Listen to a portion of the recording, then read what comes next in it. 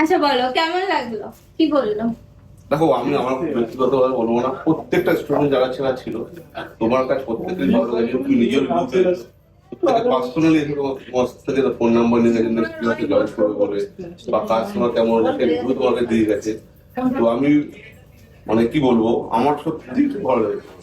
তোমার বলে না, এখানে যে কটা মেকআপ আর্টিস্ট ছিল প্রত্যেকটা খুব সুন্দর করে, যে আর কোনো কথা হবে না, কলকা বলো, মেকআপ বলো, হেয়ার করার কথা ছিল।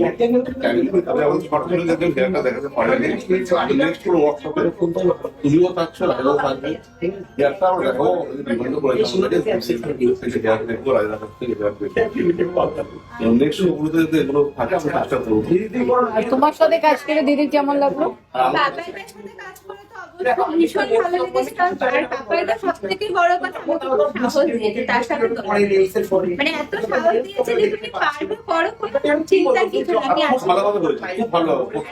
প্রথম শো ছিল দিদি, ফার্স্ট হয়েছে, খুবই কম।